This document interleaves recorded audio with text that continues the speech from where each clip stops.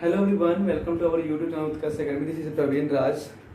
आज हम स्टार्ट करेंगे। आज हम देखेंगे क्लास 11 का कंप्लीट मैथ्स का सिलेबस। वैसे बच्चे जो क्लास 11th में मैथ्स लेंगे, ठीक है, वैसे बच्चे जो मैथ स्ट्रीम में जाना चाहेंगे, ठीक है, जो साइंस लेंगे या तो आर्ट्स में जो मैथ्स लेंगे, ठीक है, वैसे बच्चों को आज मैं बता दूं कि आपका सिलेबस क्या रहेगा क्लास 11th में। ठीक है, क्लास 11th में आपका सिलेबस क्या होगा।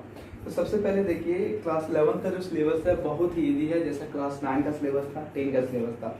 हर एक पढ़ाओ जैसे आप नया नया पढ़ाओ पाओ, जैसे कि आप जैसे मान लो कि इस समय आप क्लास 9 में थे, उसमें क्लास 9 का सिलेबस आपको इजी लगा होगा। इसमें आप क्लास 8 में थे, उसमें क्लास 8 का सिलेबस इजी लगा होगा। लेकिन क्या कभी आप क्लास 7 में जिस समय थे उस समय सोचते थे कि क्लास 8 का सिलेबस इजी होगा?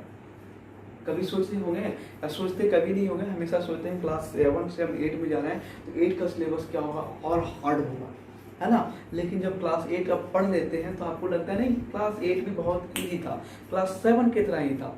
तो वैसा ही मैं बता दूं कि क्लास 11th भी जो है, अभी देखिए आप एक नया पढ़ाओ जब आप मतलब देखिए कि क्लास 10 आप पास करके आ रहे हो क्लास 11 में, तो अभी आपको लगेगा क्लास 11 बहुत वास्ट है। मैं बता दूं क्लास 11 जो है कुछ भास्ट नहीं है। बता दूं कि क्लास 9 और 10 जिस प्रकार से आप पढ़े उसी प्रकार से क्लास 11 पढ़ने की जरूरत है। ध्यान रखिए, मैंने क्या बोला कि जिस प्रकार से क्लास 9 और 10 को पढ़े उसी प्रकार से क्लास 11 को पढ़ने की जरूरत है। कुछ भी इसमें नया नहीं है, कुछ नए होंगे, जो नया होगा मैं यहाँ पे डील करूंगा आपको क्या क्या आपके साथ नया आएगा। ठीक है, तो वैसे बच्चे सबसे पहले ये बहुत बच्चे का मेरे पास फोन आया कि सर हम साइंस ले सकते हैं कि नहीं ले सकते हैं। ठीक है, एक बच्चे ने, बहुत बच्चे का फोन आया कि सर हम साइंस ले सकते हैं कि नहीं ले सकते। तो ध्यान रखिए, आप साइंस ले सकते हैं अगर आपको कितना ही परसेंट का मतलब कितनों परसेंट आ गया। ठीक है, अगर आपका 50% से अब मार्क्स भी है तब भी आप साइंस ले सकते हो। देखिए मार्क्स उतना ज़्यादा इम्पॉर्टेंट नहीं है। ठीक है बच्चों, अगर आपके मन में है, आपके मन में पहले से अगर आप मन में बैठा लिए हो कि मुझे साइंस स्ट्रीम में जाना है, साइंस स्ट्रीम लेकर पढ़ना है, और तो आप साइंस स्ट्रीम में ही मतलब आपके मन में अगर आप पहले बना लिए हो कि मुझे साइंस लेकर पढ़ना है, तो भाई कितनों परसेंट कम नंबर आए, क्यों ना मुझे कॉलेज बदलना हो, ठीक है, क्यों ना मैं जहाँ पे पढ़ रहा था उस जगह से स्कूल को बदलना पड़ेगा, लेकिन मेरा जो माइंडसेट है मैं उसे कभी नहीं बदलूंगा। ठीक है, तो वैसे बच्चे कहने का मतलब ये हुआ कि वैसे बच्चे जो साइंस लेने के पहले से खुश मतलब मन में बैठा लिए कि मुझे साइंस पढ़ना है और साइंस में मैथ पढ़ना है, तो अब क्या करो कि साइंस लेके ही पढ़ना। आपको क्या करना है, साइंस लेके ही पढ़ना है। ऐसा नहीं कि मान लो कि बोलोगे कि सर मतलब ये कि मैं उस स्कूल में जिस स्कूल में मैं पढ़ता था वहाँ पे इतना परसेंटेज का कम मार्क्स का एडमिशन नहीं होगा। तो भाई कम मार्क्स का एडमिशन उस स्कूल में नहीं होगा, दूसरे स्कूल में तो एडमिशन होगा ना, तो उस जगह पे एडमिशन करवा लेंगे। लेकिन मेरा जो मन है, हमारे जो मन में हम बैठा लिए कि मुझे साइंस लेकर पढ़ना है और अगर कुछ करना है, कुछ बनना है, तो हम क्या करेंगे, साइंस लेकर पढ़ेंगे। ठीक है, ऐसा नहीं कि भाई दोस्त छूट जाएगा या तो स्कूल छूट जाएगा। भाई दोस्त छूट जाएगा, स्कूल छूट जाएगा, दोस्त कहीं मिलेंगे, दोस्त कहीं मिलेंगे, इस जिंदगी में आपको दोस्त कहीं मिलेंगे। ठीक है, लेकिन ध्यान रखिएगा, जो आप एक बार अब मन में सोचे हो, अगर उसको तुम बदल देते हो, अगर उसको बदल देते हो तो क्या होगा कि आप मन से फिर कभी पढ़ाई नहीं कर पाओगे। पढ़ाई जब नहीं कर पाओगे तो आपको कुछ समझ में नहीं आएगा। ठीक है, अब कभी कभी ये होता है कि सपोज करो कोई बच्चा का 90% मार्क्स आ गया, कोई बच्चा का 90% मार्क्स आ गया, तो 90% मार्क्स जब आ गया तो क्या करता है, उसके मम्मी पापा कहते हैं, घर वाले कहते हैं, पेरेंट्स वाले कहते हैं क्या भाई तुम साइंस ले लो, तुम साइंस ले लो, तुमसे साइंस हो जाएगा, है ना। और वो क्या करता है, और उसके मन में पहले से हम कि ज्योग्राफी पढ़े या तो आर्ट्स पढ़े, ठीक है, और उसके मम्मी पापा या तो घर वाले कहते हैं कि नहीं तुम क्या करो बेटा, साइंस लो या बेटी साइंस लो। तो तुम क्या करते हो कि जबरदस्ती साइंस ले लेते हो, आपको पढ़ने की मन नहीं, लेकिन जबरदस्ती साइंस ले लेते हो और फिर साइंस आपका ले लेता है ना। तो साइंस अब जबरदस्ती ले रहे हो, आपके मन क्या था, आपका मन था कि मैं आर्ट्स में पढूं, ज्योग्राफी पढूं, लेकिन आप क्या कर रहे हो, साइंस ले लिए, है ना। तो आपका क्या करेगा, साइंस लेकर लेगा आपको। ठीक है, तो बच्चों मेरा कहने का मतलब ये है कि आपका मन में, आप जो मन में बैठा लियो कि मुझे वो सब्जेक्ट लेकर पढ़ना है, तो भाई आपको वही सब्जेक्ट लेकर पढ़ना है। आपको जो भी डिस्टर्बेंस मिलते हैं कि मेरा स्कूल मतलब उस स्कूल में एडमिशन नहीं होगा, अरे भाई उस स्कूल में एडमिशन नहीं होगा, दूसरी दरवाज़ा खोलेंगे, बहुत सारे स्कूल हैं, है ना। लेकिन अपने जज्बा को कायम रखें हम, लेकिन हम अपने जज्बा को कायम रखेंगे कि भाई मुझे करना है, मुझे साइंस लेकर पढ़ना है तो मैं साइंस लेके, अगर मन में बैठा ली हो तो, नहीं तो अगर आपको लगता है कि मैं आर्ट्स में, तो भाई आप साइंस के पीछा छोड़ दो, आपका मन है आर्ट्स तो आप आर्ट्स लेके पढ़ो और आर्ट्स में बेटर करो, ठीक है। ये कहीं लिखा नहीं है कि साइंस जो लेते हैं वो बहुत ही मतलब महान विद्यार्थी होते हैं, बहुत तेज होते हैं, ऐसा कुछ नहीं है। जो कॉमर्स लेते हैं एकदम डल हो जाते हैं, कोई आर्ट्स लेता है एकदम बेहुदा हो जाते हैं, पढ़ते नहीं हैं, ठीक है, ऐसा कुछ नहीं है। ये आपकी मेंटेलिटी है। देखो जो बच्चा जो भी सब्जेक्ट लेके पढ़ेगा उसमें वो उसमें बेटर होगा, लेकिन दिल से पढ़ना है, दिमाग से पढ़ना है, एकदम मन लगा के पढ़ना है ना। ऐसा नहीं कि 90% मार्क्स आ गया तो इस बच्चा साइंस के लायक है, ऐसा नहीं 50% आ गया तो वो 50% वाला आर्ट्स के लायक है, ऐसा कुछ कहीं लिखा नहीं गया है। आपको जो पढ़ना, आपका दिल जो कहता है वो पढ़ो। देखो आप जब एजुकेशन के लाइन में आए हो तो आपको नए नए दोस्त कई बार मिलेंगे, ठीक है। माना कि जो कोविड-19 है, मतलब कोरोना वायरस जो है, सब चीज़ को मतलब क्या कर दिया है, बर्बाद कर दिया है, सिंपल समझ लो कि सब चीज़ को बर्बाद कर दिया। आपका अभी कोचिंग खुला होता है तो क्लास 11 के बारे में आप कितना चीज़ पढ़ ले रहे थे, केमिस्ट्री में पढ़े थे, फिजिक्स में पढ़ रहे थे, मैथ में भी आपका बहुत सिलेबस कंप्लीट हो गया था, ठीक है। लेकिन खैर कोई नहीं, सबका जब जा रहा है तो मेरा भी जा रहा है, आपका भी जा रहा है, ठीक है। तो आप लोग को आप लोग का जाना नहीं देना मुझे। मैं कह रहा हूँ कि मैं आप लोग का लाइफ बर्बाद नहीं होने दूंगा, ठीक है। क्यों भाई? क्योंकि अब मैं आ चुका हूँ यूट्यूब पे और आप लोग के साथ आ चुका हूँ मैथ्स प्लस क्लास ले, ठीक है। अब हम बात करेंगे रेगुलरली, मतलब एक वीक में मैं तीन वीडियो डालूंगा क्लास 11 का। एक वीक में मैं 3 वीडियो डालूंगा क्लास 11 का, जिसमें मैं बताऊंगा जो भी हम क्लास में पढ़ाएंगे उस लेक्चर का वीडियो यहाँ पे डालेंगे, ठीक है, ध्यान रखिएगा। और यहाँ पे हम बात करें क्लास 11 का कंप्लीट सिलेबस के ऊपर में, तो देखिए कंप्लीट सिलेबस के ऊपर में मैं डील करूँगा। तो सबसे पहले आप मन में ये बैठा लीजिए कि मैं, अगर आप मैथ्स लेना चाहते हो तभी ये वीडियो आप देखिए, ठीक है, सिंपल समझिए। मेरा कहना साफ है, अगर आप मैथ्स पढ़ना चाहते हो तब आप इस वीडियो को देखिए और कंप्लीट सिलेबस को समझने की कोशिश कीजिए। मैं बता दूं क्लास 11 का जो सिलेबस है क्लास 10, 9 की तरह ही है। कुछ नए चीज़ आते हैं आपके पास, कुछ नए चीज़ आते हैं। जिस प्रकार से वहाँ पे क्लास 9 में 10 में आप मैथ पढ़ते थे, क्लास 6 से पढ़ते आ रहे हो, 1 से पढ़ते आ रहे हो बेसिकली। तो देखिए मैथ जब पढ़ते हो तो वहाँ पे आप चैप्टर का नाम देखे थे, सिंपल सा आपका चैप्टर था, है ना। क्लास जब 1, 2, 3 में थे आप, या तो क्लास 9, 10 में थे, तो देखो वहाँ पे चैप्टर आपको 1 से लेके चैप्टर 15 तक था, है ना। चैप्टर 1 में रियल नंबर इस प्रकार से था, 12 में पॉलिनोमियल, 3 में लीनियर इक्वेशन, 2 वेरिएबल इस प्रकार से था। और चैप्टर के अंदर में क्या था, कंटेंट था। चैप्टर के अंदर में क्या था, कुछ टॉपिक था, चैप्टर के अंदर में कुछ टॉपिक था, जैसे हम लोग पढ़ रहे थे डिविजन एल्गोरिथम, या तो फिर पढ़े थे स्टैटिक्स में देखे थे मीन मीडियन मोड देखे थे, है ना, या तो फिर बहुत सारे हम लोग देखे ट्रिग्नोमेट्री में देखे थे कॉम्प्लीमेंट्री एंगल वगैरह वगैरह, ठीक है। तो यहाँ पे देखिएगा जो क्लास 11 का मैथ्स है, यहाँ पे क्या है, क्लास 11 के मैथ्स को यूनिट में बांटा गया। क्या बांटा गया भाई? यूनिट में। मतलब यहाँ क्लास 6 क्लास 11 का चैप्टर को, क्लास 11 का मैथ को यूनिट में बांटा गया। टोटल यूनिट जो है, यूनिट कैसे बनता है देखो, मतलब बहुत सारे चैप्टर का मिलाकर क्या बनाता है, एक यूनिट बना देता है। बहुत सारे चैप्टर को मिलाकर क्या बना देता है, एक यूनिट। मैं थोड़ा सा वीडियो लॉन्ग हो जाएगा, ठीक है, लेकिन आपको पूरा मैं सिलेबस समझाने की कोशिश करूंगा, ठीक है। तो देखिएगा यूनिट क्या होता है, कुछ 2-3 चैप्टर को मिलाकर एक यूनिट बनाया जाता है। तो आपके पास क्लास 11 में 6 यूनिट है, 1, 2, 3, 4, 5, 6। फर्स्ट यूनिट का नाम होगा sets and function. First unit का नाम क्या होगा, सेट्स एंड फंक्शन। सेकंड का अलजेब्रा, थर्ड कोऑर्डिनेट ज्योमेट्री, है ना, 4 calculus, 5 mathematical reasoning and 6 statics and probability, ठीक है। अब इसके अंदर में कुछ टॉपिक है, मतलब कुछ चैप्टर है। पहले देखिए इसके अंदर में कुछ चैप्टर हैं, ठीक है, और चैप्टर के अंदर में बहुत सारे टॉपिक होंगे। चैप्टर के अंदर में क्या होंगे, बहुत सारे टॉपिक होंगे, जिस टॉपिक को हम लोग पढ़ेंगे, ठीक है, ध्यान रखिएगा। ये जो यूनिट है सेट्स एंड फंक्शन, ध्यान रखिएगा। ये जो चैप्टर है आपके लिए न्यू है। ये जो सेट्स और फंक्शन है आपके लिए न्यू है। जब मैं पढ़ाऊंगा तो इसमें आपको कई चीज लगेगा कि सर आप ना ये सब मुझे पढ़ा चुके हैं, या तो ये सब मैं जानता हूँ, ठीक है। मतलब सेट्स के बारे में जब आपको पढ़ाऊंगा मैं, जब सेट्स के बारे में पढ़ाऊंगा तो वहाँ पे क्या होगा कि बहुत कुछ ऐसा चीज़ होगा कि सेट्स में जब मैं पढ़ाऊंगा तो आपको लगेगा कि सर मैं ना ये सब क्लास 7 में पढ़ाऊँ, क्लास 6 में पढ़ाऊँ, मुझे आपको पता ही नहीं चलेगा कि आप क्लास 11 में हो, क्लास 11 में आपको पता नहीं चलेगा। ठीक है, कुछ नए होंगे, कुछ चीज़ नया है, कुछ चीज़ पुराना भी है ना, कुछ चीज़ नया है, कुछ चीज़ पुराना भी है। तो सेट्स एंड फंक्शन में 3 टॉपिक हमारा होगा, 3 चैप्टर होगा।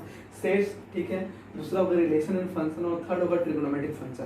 क्या होगा? Third trigonometric function. और ध्यान रखिए ये जो क्लास 11 पढ़ेंगे तो आधा से अधिक हम ये कह देते हैं कि क्लास 11 जब पढ़ेंगे तो ध्यान रखो क्लास 11 में जब हम ट्रिग्नोमेट्रिक पढ़ेंगे, सबसे लंबा चैप्टर है ट्रिग्नोमेट्रिक फंक्शन, बहुत लंबा चैप्टर है, ठीक है। और ये ट्रिग्नोमेट्रिक फंक्शन का बेसिक क्लास 10 में पढ़ चुकी हो। क्लास 10 में आप ट्रिग्नोमेट्रिक फंक्शन का मतलब बेसिक जो है पढ़ चुके हो, sine theta, cos theta, sine 0 का वैल्यू, कॉस 0 का value, sine 90 minus theta, cos 90 minus theta, है ना, ये सब form, sine square theta plus cos square theta equal to 1 होता है, ये सब आप पढ़ चुके हो। बेसिक जो भी है ट्रिग्नोमेट्रिक फंक्शन का वो आप क्लास 10 में पढ़ चुके हो, ठीक है। सेट्स क्या है और रिलेशन फंक्शन जो है आपके लिए एकदम फुल्ली न्यू है, लेकिन सेट्स में जब पढ़ाऊंगा तो उसके बीच में कंटेंट जो होंगे वो आप बोलोगे सर क्लास 7 में तो मैं पढ़ाऊँ, क्लास 7 में पढ़ाऊँ, क्लास 8 में पढ़ाऊँ, क्लास 9 में पढ़ाऊँ, ठीक है, मैं पढ़ाऊंगा तो वो सारा चीज़ क्लियर हो जाएगा, ठीक है। तो इसमें देखिए सेट और फंक्शन में क्या है, जिसका बेसिक पढ़ लिया हम लोग क्लास 11 में, क्लास 10 में, और उसका कुछ और भी स्टैंडर्ड रूप जो होगा हम लोग ट्रिग्नोमेट्रिक फंक्शन जब हम लोग पढ़ेंगे तो वहाँ पे आपको पढ़ाया जाएगा, ठीक है। ये जो चैप्टर है बहुत ज़्यादा इंपॉर्टेंट चैप्टर है, इससे ध्यान रखें ट्रिग्नोमेट्रिक फंक्शन मतलब ट्रिग्नोमेट्रिक अभी से आपका स्टार्ट हो जा रहा है तो ये आपका पीछा नहीं छोड़ेगा। क्लास 11 में है, क्लास 12 में, क्लास 11 में इससे बहुत सारा फॉर्मूला, क्लास 11 में इसमें ट्रिग्नोमेट्रिक फंक्शन में बहुत सारे फॉर्मूले हैं और जितने भी फॉर्मूले हैं सब वेरी इंपॉर्टेंट है। क्यों भाई? क्योंकि इसी सब फार्मूला का यूज हमको क्लास 12 में करना पड़ता है। इसमें ट्रिग्नोमेट्रिक फंक्शन में बहुत ज़्यादा ही फार्मूला है और फार्मूला का यूज हम कहाँ करते हैं? क्लास 12 में करते हैं। अगर ये सब फार्मूला ईजी में आपको लर्न हो जाएगा, मतलब अगर ये आप रिकॉल कर लेते हो, याद कर लेते हो, तो आप क्या होगा, आपका मार्क्स बहुत जल्दी वहाँ पे बहुत कम समय में बहुत अच्छा मार्क्स आप अचीव कर सकते हो क्लास 12 में, ठीक है। जो भी इंपॉर्टेंट फार्मूला होगा मैं आपको बताऊंगा, लेक्चर में आपको प्रोवाइड करूंगा, ठीक है, रिकॉर्डेड वीडियो। ये हो गया सेट्स एंड फंक्शन, ठीक है। दूसरा है अलजेब्रा, दूसरा जो यूनिट का नाम है वो अलजेब्रा है, ठीक है। अलजेब्रा कहने का मतलब बीजगणित। फर्स्ट जो टॉपिक पढ़ना है PMI, तो प्राइम मिनिस्टर ऑफ इंडिया नहीं, PMI मतलब प्राइम मिनिस्टर ऑफ इंडिया नहीं करना है, पर यहाँ पे होगा simple principle of mathematical induction. क्या होगा चैप्टर का नाम? प्रिंसिपल ऑफ मैथमेटिकल इंडक्शन, ठीक है। प्रिंसिपल ऑफ मैथमेटिकल इंडक्शन क्या होगा, थोड़ा सा ये आपके लिए न्यू है, लेकिन मैं जब पढ़ाऊंगा तो ये क्लियर हो जाएगा, ठीक है। बहुत ज़्यादा टफ नहीं है, एक एक्सरसाइज है, बस तुरंत ऐसे करेंगे सारा क्वेश्चन कंप्लीट हो जाएगा, ठीक है, टेंशन नहीं लेना है, एकदम आराम से बनेगा। दूसरा है complex number and quadratic equation. Complex number आपके लिए थोड़ा सा मतलब न्यू हो सकता है, कॉम्प्लेक्स नंबर थोड़ा सा आपके लिए न्यू हो सकता है, लेकिन क्वाड्रेटिक इक्वेशन के बारे में आप जानते हो, क्वाड्रेटिक इक्वेशन के बारे में आप जानते हो बहुत अच्छा से क्लास 10 में, तो वही क्वाड्रेटिक इक्वेशन पढ़ना है आपको, कोई भी दूसरा फॉर्म नहीं पढ़ना है, ठीक है। क्वाड्रेटिक इक्वेशन जो आप क्लास 10 में पढ़े थे वही क्वाड्रेटिक इक्वेशन आपको क्या पढ़ना है, क्लास 11 में भी पढ़ना है। ध्यान रखो कुछ नया क्वाड्रेटिक इक्वेशन यहाँ पे नहीं है, वही होने वाला है, बस यहाँ पे कॉम्प्लेक्स नंबर आपके पास न्यू है और PMI क्या है, थोड़ा सा न्यू है, ठीक है। अब ध्यान रखिए लीनियर इनइक्वालिटी। लीनियर इनइक्वालिटी में क्या होता है, जैसे मैं आपको पढ़ाया था लीनियर इक्वेशन इन 2 वेरिएबल, वहाँ पे ग्राफ बनाने के लिए सिखाया था ना, उसी प्रकार से यहाँ पे मैं क्या बताऊंगा आपको, ग्राफ बनाने के लिए बताऊंगा, ठीक है। लीनियर इनइक्वालिटी मतलब क्या होगा कि थोड़ा सा अलग होगा, लेकिन वहाँ पे जिस प्रकार से ग्राफ बनाने था उसी प्रकार से यहाँ भी मैं ग्राफ बनाने के लिए बताऊंगा। लीनियर इक्वालिटी में दो कंडीशन होगा इसमें, ठीक है। कौन कौन होगा? एक होगा 1 वेरिएबल का, एक होगा 2 वेरिएबल का, ठीक है। तो मैं आपको पढ़ाऊंगा तो वहाँ पे क्लियर करूंगा कि लीनियर इक्वालिटी जो होता है 1 वेरिएबल का होता है, 2 वेरिएबल का होता है, ठीक है। तो हम लोग ग्राफ इसका डिनोट करके देखेंगे, ग्राफ कैसे क्लिक करेंगे वो हम आपको जब पढ़ाएंगे लीनियर इनइक्वालिटी, तब वहाँ पे मैं बताऊंगा आपको। अब आपके पास आता है permutation and combination.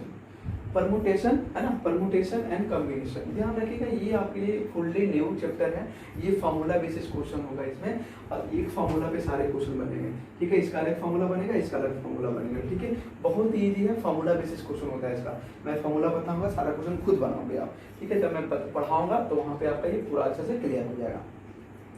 Binomial theorem ये भी इंपॉर्टेंट है, आपके लिए न्यू है थोड़ा सा, ठीक है। थोड़ा सा नहीं, मतलब ये न्यू है। परम्यूटेशन कॉम्बिनेशन आपके लिए दोनों, ये दोनों जो क्या है न्यू है, ठीक है। पीएमआई क्या है इसमें न्यू है। कॉम्प्लेक्स नंबर थोड़ा सा न्यू है, ठीक है। मतलब है बहुत ईजी, है बहुत ईजी। जिस प्रकार से क्लास 10 ईजी था आपके लिए, उसी प्रकार से क्लास 11 भी ईजी है। और क्लास 10 वाले बच्चे जो ध्यान रखो, जो हमसे पढ़ चुके हो, वो आप जानते हो कि कितना ईजी होने वाला है। मैंने आपको क्लास 10 चुटकी में जिस प्रकार से बताया था ना सारे क्वेश्चन को, उसी प्रकार से यहाँ पे क्लास 11 भी है, बनाएंगे हम लोग, ठीक है। आप भरोसा रखो, आप एक अच्छे जगह पे हो, आपका भविष्य एक अच्छे हाथ में है, आप टेंशन नहीं लो, आपको सारा कंप्लीट सिलेबस दिया जाएगा। आप एक बेस्ट लर्नर हो, और अब मैं आपको एक अच्छा से मैं मोटिवेट कर रहा हूँ, ठीक है। आपको अच्छा से लीड कर रहा हूँ, ठीक है। तो आप टेंशन नहीं लो, आपका भविष्य एक अच्छे हाथ में है, ठीक है।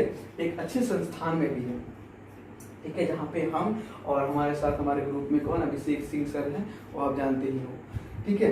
बाइनोमियल थ्योरम, ठीक है, बाइनोमियल थ्योरम ये आपके लिए न्यू है। अब यहाँ पे sequence and series, sequence and series कुछ आपके पास नया नहीं है भाई। ये क्या है पता, जो आप क्लास 10 में पढ़ चुके हो, एपी पढ़े हो ना, अरिथमेटिक प्रोग्रेशन, वही पढ़ना है सीक्वेंस एंड सीरीज में, एपी। और एक नया चैप्टर पढ़ना है जीपी। तो मैं जब क्लास 10 में पढ़ा रहा था आपको, तो वहाँ पे मैं आपको बताया था कि एपी है और जीपी है, ठीक है। तो थोड़ा सा जीपी के बारे में वहाँ पे रिव्यू दिया था, लेकिन एपी के बारे में मैंने आपको बताया था, पढ़ाया था एपी के बारे में, और आप सभी बच्चे पढ़े हो। तो बस थोड़ा सा बेसिक वहाँ पढ़ लिए थे, अब थोड़ा सा इसका स्टैंडर्ड पढ़ना है। क्या पढ़ना है? थोड़ा सा स्टैंडर्ड। ध्यान रखो, घबराना नहीं है, बहुत ही इजी में जिस प्रकार से हम लोग एपी वहाँ से देखे थे, जस्ट सेम वैसा ही यहाँ पे पढ़ेंगे, लेकिन थोड़ा सा इसमें मलाई लगा के, ठीक है। स्टैंडर्ड करने का मतलब थोड़ा सा मलाई तो लगेगा। अब देखिए, अब आपके पास कोऑर्डिनेट ज्योमेट्री, थर्ड यूनिट में हम लोग जाते हैं, क्या कोऑर्डिनेट ज्योमेट्री। कोऑर्डिनेट ज्योमेट्री के बारे में भी आप बेसिक पढ़ चुके हो, क्लास 9 में पढ़े हो, है ना। जिसे हम ऑर्डिनेट किसे कहते हैं, आप सीसा किसे कहते हैं, पढ़ चुके हो, है ना। कोई भी पॉइंट को कहाँ पे डिनोट करते हैं, first quadrant, second quadrant, third quadrant, fourth quadrant में, फर्स्ट क्वाड्रेंट में कौन कौन सा साइन होता है, सेकंड क्वाड्रेंट में कौन कौन सा साइन होता है, थर्ड में कौन कौन, फोर्थ में कौन कौन सा साइन होता है, वो पढ़ चुके हो क्लास 9 में। फिर 10 में पढ़े coordinate geometry basic, straight line पढ़े हो। स्ट्रेट लाइन आप लोग कोऑर्डिनेट ज्योमेट्री में क्लास 10 में पढ़े हो, डिस्टेंस फार्मूला पढ़े हो, है ना। वो कॉलिनियर वगैरह कैसे होता है वो भी पढ़ाया गया आप लोगों को, है ना। कॉलिनियर, एरिया ऑफ ट्रायंगल पढ़ाया गया है, एरिया ऑफ स्क्वायर पढ़ाया गया था आपको, एरिया ऑफ स्क्वायर नहीं पढ़े थे आप, एरिया मतलब एक क्वाड्रेटर का एरिया निकालने के लिए आप पढ़े थे, ठीक है। तो स्ट्रेट लाइन, आपके पास एक नया टॉपिक यहाँ पे आ जाएगा सर्कल, ठीक है। तो तुम तो बोलोगे सर सर्कल तो हम पढ़े हैं, सर्कल तो पढ़े हैं क्लास 10 में, सर्कल आप पढ़े हो, तो वो था ज्योमेट्री का सेक्शन, और ये है कोऑर्डिनेट ज्योमेट्री का सेक्शन। कहने का मतलब यहाँ पे एक्स वाई का यूज होगा, है ना, एक्सिस का यूज होगा, और वहाँ पे एक्सिस का यूज नहीं था। वहाँ पे सिंपल सा क्या था, कम्प्लीमेंट्री एंगल, सप्लीमेंट्री एंगल था, है ना, कि ऐसे टेंजेंट था, है ना, सेकंड था, इस प्रकार से कंडीशन था। वो नहीं, यहाँ पे सर्कल पढ़ना है कोऑर्डिनेट ज्योमेट्री में। जब हम पढ़ाएंगे तो ये बहुत ईजी, ये स्ट्रेट लाइन हम लोग पढ़ चुके हैं क्लास 10 में बेसिक, इसका थोड़ा सा स्टैंडर्ड यहाँ पे पढ़ना है।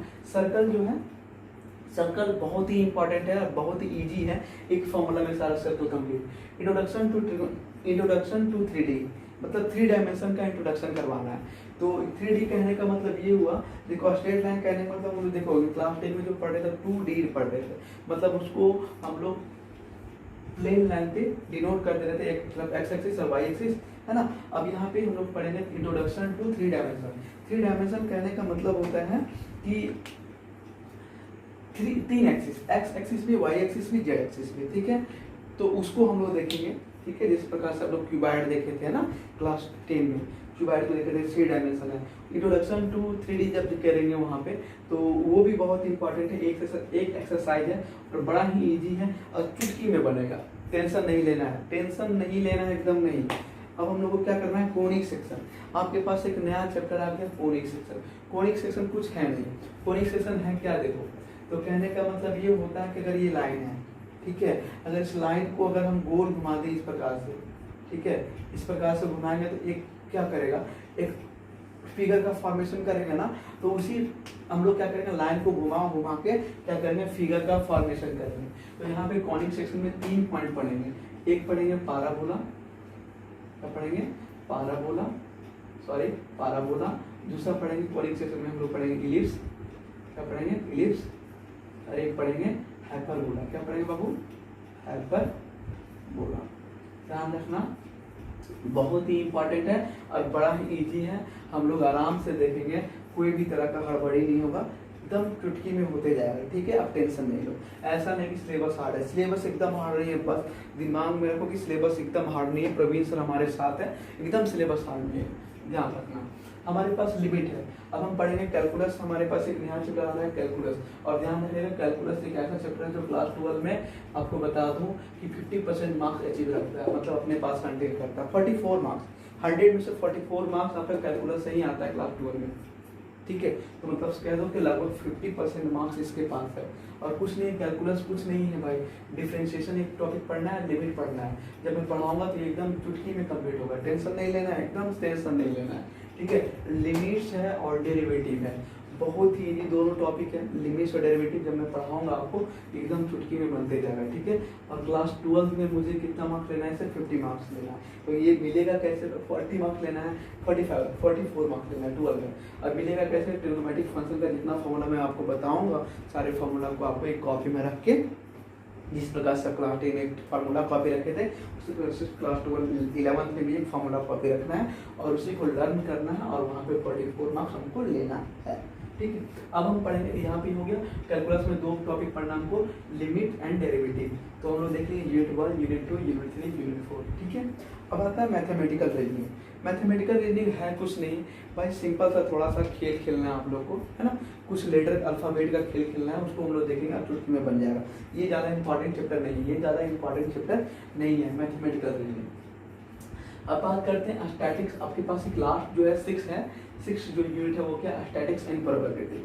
स्टैटिक्स के बारे में यहाँ पे कुछ नया नहीं है, कुछ नया नहीं है कहने मतलब क्लास 9 में जो पढ़े, क्लास 10 में जो पढ़े, उसी चीज़ स्टैटिक्स यहाँ पे, मीन मीडियन मोड। एक नया चीज़ आपके पास आएगा, वेरिएंस और स्टैंडर्ड डेविएशन, ठीक है। तो आपको बताया जाएगा स्टैटिक्स में जिस प्रकार से जोड़ घटा गुणा भाग आप क्लास 9 10 में किए थे ना, एक्स आई एफ आई निकाल के, उसी प्रकार से x I F I you I D I यहाँ पे भी निकालना पड़ेगा। आप टेंशन नहीं लो, बल्कि आराम से एकदम बिंदास पढ़ना है, एकदम क्या करना है, बिंदास पढ़ेंगे, टेंशन नहीं लेना हम लोग को। स्टैटिक्स देख लेंगे, स्टैटिक्स एंड प्रोबेबिलिटी में स्टैटिक्स क्या होगा, एकदम क्लास 10 में हम लोग पढ़ लिए, 9 में भी पढ़ लिए, है ना, और लगता है क्लास 7 से ही पढ़ते आ रहे हैं स्टैटिक्स। अब हम लोग पढ़ेंगे प्रोबेबिलिटी। प्रोबेबिलिटी के बारे में भी हम लोग बहुत कुछ पढ़ चुके हैं, है ना, 9 में पढ़े, 8 में पढ़े, 7 में भी पढ़े, ठीक है। प्रोबेबिलिटी में कुछ खास नहीं है, कुछ नया है हल्का फुल्का। तो जितना हम लोग क्लास 10 में जैसे बैग के बारे में, बैग का प्रॉब्लम कर लिए, कॉइन का प्रॉब्लम कर लिए, डाइस का प्रॉब्लम कर लिए, ठीक है।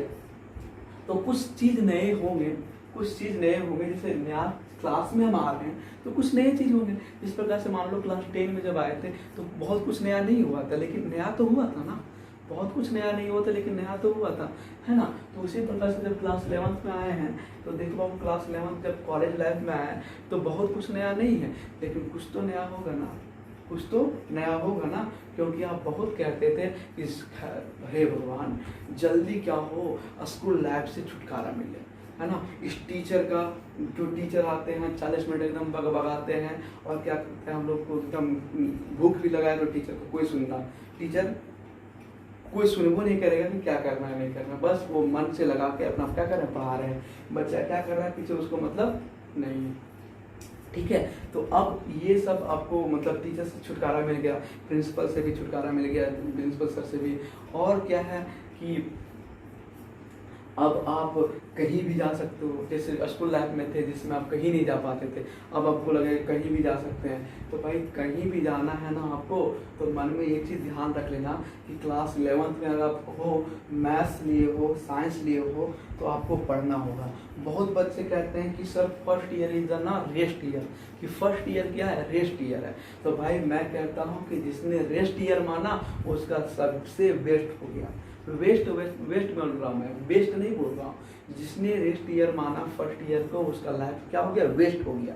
मतलब कहने का मतलब ये हुआ कि क्लास 11 का जो मैथ है बहुत ही इम्पोर्टेंट है और बहुत ही ईजी है और बहुत ही इम्पोर्टेंट है। इससे इस क्लास 11 से बहुत सारे कॉम्पिटेटिव एग्जामिनेशन में क्वेश्चन आते हैं। ध्यान रखना, जो क्लास 11 का मैथ अच्छा से पढ़ लिया, ठीक है, और क्लास 11 और 12 का मैथ अच्छा से पढ़ लिया, उसके लिए एयरफोर्स, ठीक है, एयरफोर्स, नेवी, है ना, नेवी, SSR, ठीक है, ये सब कॉम्पिटिटिव एग्जामिनेशन है। जे मेंस, ठीक है, हम लोग, ठीक है, वो सब है ना। अब तो कंबाइंड वगैरह हटा दिया, बहुत सारे क्वेश्चन यहाँ से आते हैं, 11-12 के मैथ से ही आते हैं, ठीक है। और ध्यान रखना, हम लोग जो पढ़ेंगे एक चीज़ को पढ़ते जाएंगे और बहुत ही बारीकी से पढ़ेंगे, और जब तक हमारा कंसेप्ट क्लियर नहीं होगा तब तक हम दूसरा टॉपिक पे स्टार्ट ही नहीं करेंगे, ठीक है। तो ये था हमारा कंप्लीट सिलेबस क्लास 11 का। तो हम आई होप सभी को ये सिलेबस समझ में आ गया। और एक बार मैं बता दूं कि जो जो हमारे पास क्लास 12 में भी इम्पॉर्टेंट है, मतलब क्लास 12 में भी रहेगा, मतलब जो टॉपिक जो क्लास 12 से भी मतलब रिलेटेड है उसको मैं एक बार टिक कर देता हूँ, ठीक है, स्टार लगा देता हूँ उसको। कैलकुलस, ठीक है, ये दोनों का मतलब यहीं पे मतलब है, ठीक है। स्टैटिक्स का क्लास 11 तक ही मतलब है, 12th में इसका कोई भी रिश्ता नहीं है, कोई भी इसका नातादारी नहीं है, मतलब मामा घर इसका वहाँ पे नहीं है, ठीक है। प्रोबेबिलिटी का है, ठीक है, प्रोबेबिलिटी का वहाँ पे यूज करना पड़ेगा। कैलकुलस पूरा है, ठीक है, कैलकुलस पूरा है, ठीक है। जो जो होगा मैं बता दूँ। पाराबोला का बस इक्वेशन आपको पता करना पड़ेगा, एलिप्स का इक्वेशन का याद करना पड़ेगा, और वहाँ पे जो मैं बताऊँगा 3 कंडीशन चीज, ये थोड़ा सा इम्पोर्टेंट है। इसके क्वेश्चन नहीं, इसके क्वेश्चन है बस इक्वेशन, और क्या और क्या और क्या और क्या और इसमें कुछ नहीं, इसमें कुछ नहीं, इसमें कुछ नहीं, बस इसमें रिलेशन एंड फंक्शन, इसमें क्या रिलेशन एंड फंक्शन और ट्रिग्नोमेट्रिक फंक्शन। देखो ये जो मैंने लगाया 1 2 3 4 5 6, ठीक है, एक साथ, मतलब इतना जो है क्लास 11 में बहुत ज़्यादा इम्पोर्टेंट है। इतना जो मैंने स्टार लगाया, एक बार स्टार वाले को फिर से देख लो, एक स्टार यहाँ पे लगाया, इसको भी स्टार लगा ही दो। मैं थोड़ा सा समझ, ये उतना इम्पोर्टेंट नहीं है, वैसे एक बार लगा दो स्टार थोड़ा सा। ट्रिग्नोमेट्रिक फंक्शन का इम्पोर्टेंट फार्मूला, ठीक है, और हाइपरबोला का इक्वेशन, एलिप्स का इक्वेशन, पाराबोला का इक्वेशन, कैलकुलस पूरा इम्पोर्टेंट है, प्रोबेबिलिटी है, बस इतना ही। ये जिसमें मैंने स्टार लगाया है वो सब क्लास 12 में भी पढ़ना है हम लोगों को, इसलिए वो सबको हम अच्छा से पढ़ेंगे। और आई होप सभी बच्चे को ये जो हमारा सिलेबस हो समझ में आ गया होगा। मैंने जो समझाने का मेरा कोशिश था वो मैं समझा दिया हूँ। और मैथ्स कहने का मतलब, जो बहुत लोग कहते हैं ना, मेरी आत्मा तुझे हमेशा सताएगी, ऐसा कुछ नहीं है। मेरी आत्मा तुझे हमेशा सताएगी नहीं, इसका एक नया मतलब जो इसका मेन डिफिनेशन है, मतलब मैथ्स का क्या है, इसका फुल फॉर्म, ठीक है, उसे भी आपको ध्यान रखना है। ध्यान नहीं रखना है, सिंपल सा आप ध्यान रखो, वो जो मन में था कहावत कि मेरी आत्मा तुझे हमेशा सताएगी, वो सब कहानी नहीं रखना है। यहाँ पे हम लोगों को क्या करना है, यहाँ पे मेन मोटो क्या करना है, यहाँ पे मेंटल एबिलिटी को क्या करना है, बढ़ाना है। मेंटल एबिलिटी को क्या करना है, बढ़ाना है। तो हम क्या करेंगे, एक एक करके सारे टॉपिक को क्लियर करेंगे, ठीक है। आई होप सभी को क्लियर होगा। तो आज की क्लास हम यहीं पे कंप्लीट करते हैं, और अगली बार जब हम मिलेंगे तो एक नया टॉपिक के साथ मिलेंगे आपके साथ, ठीक है। और कौन सा टॉपिक होगा, सरप्राइज होगा, कोई भी टॉपिक हम स्टार्ट कर देंगे, ठीक है, कोई दिक्कत। आज की क्लास हम यहीं पे कंप्लीट करते हैं। तब तक के लिए आप लोग खुश रहिए, मुस्कुराते रहिए, और घर में जिस प्रकार से भी हैं घर में ही रहते रहिए। और क्या कीजिए, हम आपके साथ हैं, तो आप क्या भी कीजिए, पढ़ाई करते रहिए, ठीक है। अब हम आपके साथ हो गए हैं, ठीक है। तो क्या करना है, आज की क्लास हम यहीं पे कंप्लीट करते हैं। जय हिंद।